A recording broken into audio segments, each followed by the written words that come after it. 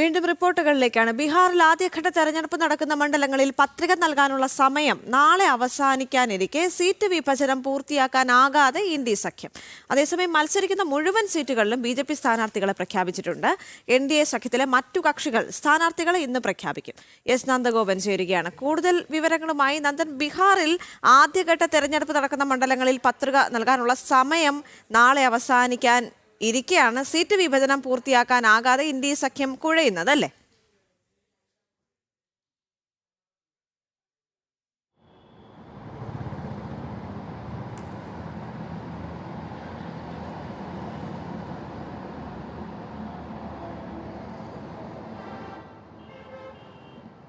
Nandan, കേൾക്കാമെങ്കിൽ India സഖ്യം ഇപ്പോൾ വലിയ ആശയക്കുഴപ്പത്തിലാണ്. നാളെ സമയം അവസാനിക്കാനിരിക്കുന്നു, പക്ഷേ സീറ്റ് വിഭജനം ഇതുവരെയും പൂർത്തിയായിട്ടില്ല.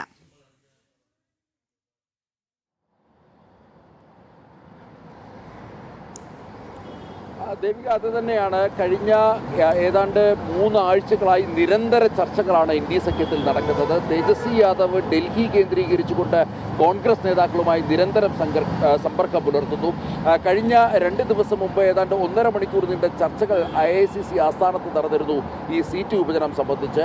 135 സീറ്റുകളിൽ RJD മത്സരിക്കുമെന്ന് ഇതിനോടകം തന്നെ വ്യക്തമാക്കി കഴിഞ്ഞു. എന്നാൽ സഖ്യകക്ഷികളുടെ കാര്യത്തിൽ RJD കടുംപിടുത്തം പിടിച്ചു നിൽക്കുകയാണ്. കോൺഗ്രസ് ആകട്ടെ കഴിഞ്ഞ തവണ മത്സരിച്ച് 70 സീറ്റുകളിൽ മത്സരിക്കണമെന്ന് ആദ്യം ആവശ്യപ്പെട്ടെങ്കിലും പിന്നീട് ഇതിൽ നിലപാടിൽ അയവ് വരുത്തി 60 സീറ്റ് എന്നുള്ള ആവശ്യം ഉയർത്തുകയാണ്. എന്നാൽ ഈ സീറ്റുകൾ സംബന്ധിച്ച്, അല്ലെങ്കിൽ ഏതൊക്കെ സീറ്റുകളിൽ മത്സരിക്കണം, അല്ലെങ്കിൽ സീറ്റ് വിഭജനം മണ്ഡലങ്ങൾ ഏതൊക്കെയാണ് എന്നത് സംബന്ധിച്ചുള്ള തർക്കങ്ങൾ മുറുകുന്നു. ഇതിനിടയിലാണ് കോൺഗ്രസിനുള്ളിൽ വലിയ പ്രതിസന്ധി ഉടലെടുത്തിരിക്കുന്നത്. അർഹതപ്പെട്ട നേതാക്കൾക്ക് സീറ്റ് നൽകിയില്ല, അല്ലെങ്കിൽ സീറ്റ് ലഭ്യമാക്കണമെന്ന് ആവശ്യപ്പെട്ടുകൊണ്ട് ബീഹാറിൽ നിന്നുമുള്ള പ്രാദേശിക കോൺഗ്രസ് നേതാക്കൾ കഴിഞ്ഞ ദിവസം AICC ആസ്ഥാനത്തിന് മുന്നിൽ വലിയ പ്രതിഷേധം സംഘടിപ്പിക്കുന്ന സാഹചര്യമുണ്ടായി. ഇതുകൊണ്ട് തന്നെ കോൺഗ്രസിനുള്ളിൽ തന്നെ ഒരു അന്തഛിദ്രം, പാളയത്തിൽ പടരൂപപ്പെട്ട സാഹചര്യമാണ്. കോൺഗ്രസിനുള്ളിലെ പ്രശ്നം പരിഹരിച്ച് സീറ്റ് വിഭജനം അല്ലെങ്കിൽ അർഹമായ ടിക്കറ്റ് വിതരണം നടത്തുവാൻ വേണ്ടി കോൺഗ്രസിന് സാധിക്കുന്നില്ല. ഇതിനിടയിലാണ് RJDയുമായിട്ടുള്ള ചർച്ചകൾ പുരോഗമിക്കുന്നത്. ഒരു തരത്തിലും ഈ മണ്ഡലങ്ങൾ വെച്ചുമാറുന്നതും അതേപോലെ തന്നെ മണ്ഡലങ്ങൾ നിശ്ചയിക്കുന്നതും സംബന്ധിച്ചിട്ടുള്ള ഒരു ധാരണയിലേക്ക് ഈ RJD കോൺഗ്രസ് തർക്കം അത് ഒരു സമവായത്തിലേക്ക് എത്തിക്കുവാൻ വേണ്ടിയാകുന്നില്ല. അത് ഈ മണ്ഡലങ്ങളും അതേപോലെ തന്നെ സീറ്റുകൾ സംബന്ധിച്ചിട്ടുള്ള ചർച്ചകൾ തന്നെയാണ് പ്രധാനമായും നിൽക്കുന്നത്. ഇങ്ങനെ നാളെ ഇതുമായി ബന്ധപ്പെട്ട് ആദ്യഘട്ട തെരഞ്ഞെടുപ്പ് 121 മണ്ഡലങ്ങളിലേക്ക് നടക്കുമ്പോൾ ആദ്യഘട്ട സ്ഥാനാർത്ഥിയുടെ നാമനിർദ്ദേശ പത്രിക കൊടുക്കാനുള്ള തീയതി നാളെ അവസാനിക്കുന്നു. ഇപ്പോഴും ഇതുമായി ബന്ധപ്പെട്ട തർക്കങ്ങൾ നിലനിൽക്കുന്നു എന്നുള്ളതാണ് യാഥാർത്ഥ്യം. ഒരു തരത്തിലും പരിഹരിക്കപ്പെടാൻ പറ്റുന്നില്ല. ഇന്നും ഇതുമായി ബന്ധപ്പെട്ട ചർച്ചകൾ RJDയും അതേപോലെ തന്നെ കോൺഗ്രസ് നേതാക്കളും തമ്മിൽ ഇന്നിപ്പോൾ ഡൽഹിയിൽ നടക്കുമെന്നുള്ളതാണ് അറിയാൻ കഴിയുന്നത്. ഇന്നത്തോടുകൂടി ഒരു പരിഹാരമുണ്ടാകുമെന്നാണ് കോൺഗ്രസ് നേതാക്കൾ അവകാശപ്പെടുന്നത്. ഇന്നലെ രാവിലെ ഏതാണ്ട് 8 മണിയോടുകൂടി KC വേണുഗോപാലിനെ മാധ്യമങ്ങൾ കണ്ടിരുന്നു. KC വേണുഗോപാൽ ഇന്നലെ മാധ്യമങ്ങൾക്ക് മുന്നിൽ വ്യക്തമാക്കിയത് ഇന്നലെയോടെ, അതായത് ആ ദിവസം ഇന്നലെ ഈ പ്രശ്നങ്ങൾക്ക് മുഴുവൻ പരിഹാരമുണ്ടാകും, സീറ്റ് വിഭജന ചർച്ചകൾ പൂർത്തിയാക്കി സ്ഥാനാർത്ഥികളെ പ്രഖ്യാപിക്കും എന്നുള്ളതായിരുന്നു അദ്ദേഹം ഇന്നലെ മാധ്യമങ്ങളെ കണ്ടപ്പോൾ വ്യക്തമാക്കിയത്. ഏതായാലും ഇന്നിപ്പോൾ വീണ്ടും KC വേണുഗോപാലിന്റെ പ്രതികരണമടക്കം തേടാൻ സാധ്യതയുണ്ട്. ഈ പ്രശ്നങ്ങൾ പരിഹരിക്കപ്പെടുന്നില്ല എന്നുള്ള പ്രശ്നം നിലനിൽക്കുമ്പോഴും ഈ ഇടത് സംഘടനകൾക്കും വലിയ രീതിയിലുള്ള പ്രതിസന്ധി നിലനിൽക്കുന്നു. ഇടത് സംഘടനകൾ ആവശ്യപ്പെടുന്ന സീറ്റുകൾ നൽകുന്നില്ല എന്നുള്ളതാണ് പ്രധാനമായും അവർ ചൂണ്ടിക്കാണിക്കുന്നത്. CPIയും CPMലും അടക്കം വലിയ പ്രതിഷേധവുമായി രംഗത്തെത്തി നിൽക്കുന്നു. അതോടൊപ്പം തന്നെ വലിയൊരു പ്രതിസന്ധിയിലേക്ക് ഇന്ത്യ സഖ്യം പോകുമ്പോൾ BJPയുടെ അവസ്ഥ നിലവിൽ അവിടെ എന്താണ്? 100% വിജയം എന്നത് തന്നെയാണോ ലക്ഷ്യം?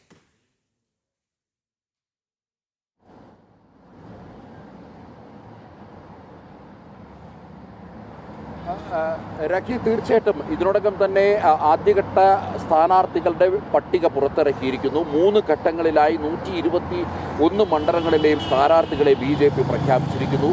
ഇതുമായി ബന്ധപ്പെട്ട് നേരത്തെ തന്നെ സഖ്യകക്ഷികളുമായി തലേകൂട്ടിയുള്ള ചർച്ചകളായിരുന്നു നടന്നിരുന്നത്. പ്രധാനമായും കേന്ദ്ര ആഭ്യന്തരമന്ത്രി അമിത്ഷാ, JP നദ്ദ, അതേപോലെ തന്നെ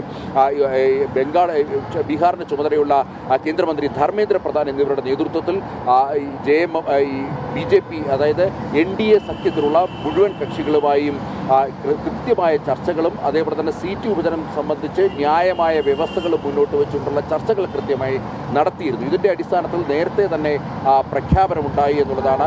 101 ഇടങ്ങളിൽ മത്സരിക്കുവാൻ വേണ്ടി BJPയും അതേപോലെ തന്നെ JDയും ഇരുപക്ഷവും തുല്യമായ സീറ്റുകൾ പങ്കിട്ടു എന്നുള്ളതാണ്.